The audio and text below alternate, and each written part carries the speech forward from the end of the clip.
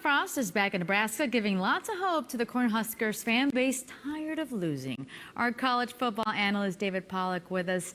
David, what immediate impact does Nebraska get with Frost?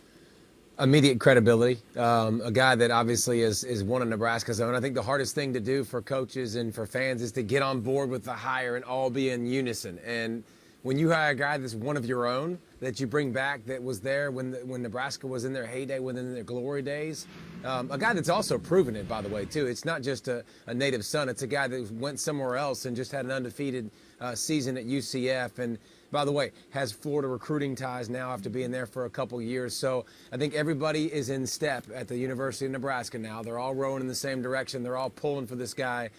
He's a young coach that has proven a lot already and is a no-nonsense guy. So it's an unbelievable hire for Nebraska.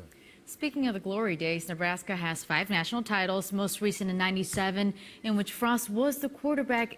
David, is Nebraska still a school where you can go and win a championship?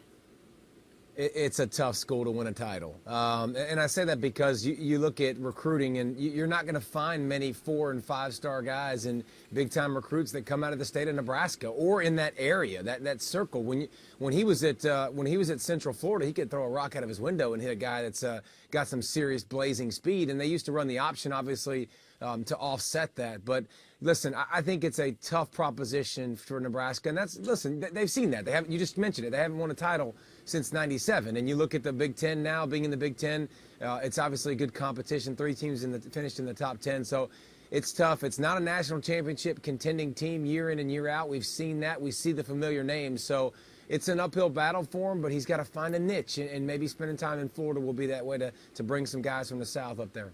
There you have it, college football analyst David Pollack with the insight.